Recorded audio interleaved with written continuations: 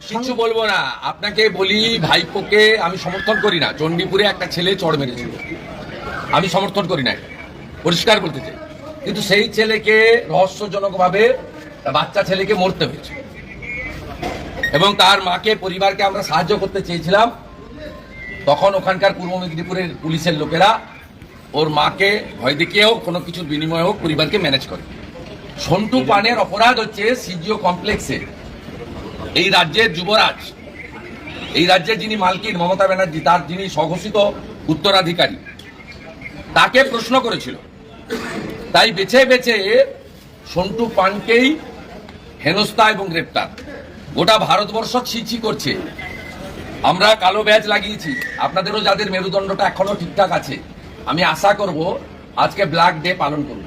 আমি আপনাদের মাধ্যমে এই রাজ্যের সমস্ত শুভবুদ্ধি সম্পন্ন মানুষকে বলবো, আপনারা আপনাদের ইচ্ছে মতো আজকে ব্ল্যাক ডে অবজার্ভ করুন।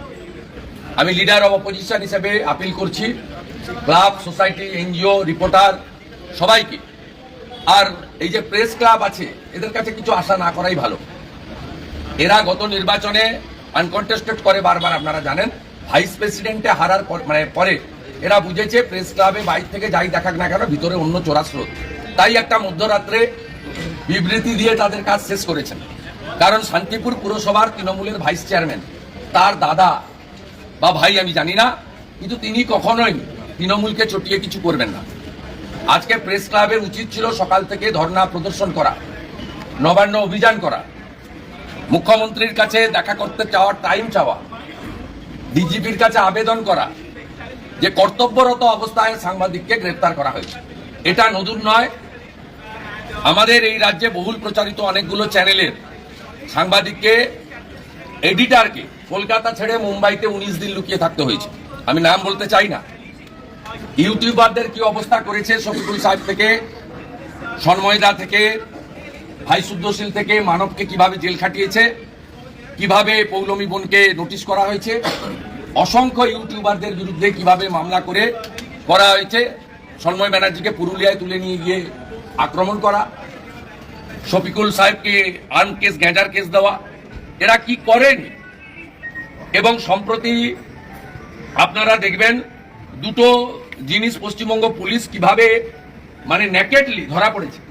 একটা হচ্ছে এনসিডাব্লিউর যে বক্তব্য, তাকে মিসকোট করে সাংবাদিকদেরকে নোটিশ পাঠানো হয়েছে। সব বড় হাউসকে, এবিপি আনন্দ নোটিশ পেয়েছে, নিউজ 18 নোটিশ পেয়েছে, রিপাবলিক তো নোটিশ পেয়েছে, সব চ্যানেল, TV9 নোটিশ পেয়েছে।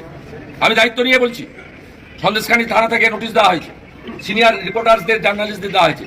পরে যখন এনসিডাব্লিউকে মিসকোট করা হয়েছে, তারা যখন ক্লারিফাই করে তাদের বক্তব্য দিয়ে এক্স হ্যান্ডেলে দিয়েছে, তখন এই পুলিশ বাধ্য হয়েছে ওই আগের পোস্ট থেকে সরে আসতে। এবং গত পরশুদিন একজন মহিলাকে, তাকে বলা হচ্ছে তিনি শারীরিকভাবে, আমি ভাষাটার বলছি না, শারীরিকভাবে নির্যাতিত, যেটা আমাদের নর্মস অনুযায়ী, সুপ্রিম কোর্টের গাইডলাইন অনুযায়ী যার মুখ দেখানো যায় না, তার মুখ দেখিয়ে পুলিশ, রাজ্য পুলিশের হ্যান্ডেলে পোস্ট করেছে।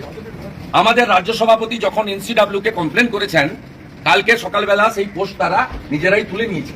চুরি করছে এবং হাতে নাতে রাজীব কুমারের নেতৃত্বে এই মমতা পুলিশ ধরাও পড়ছে।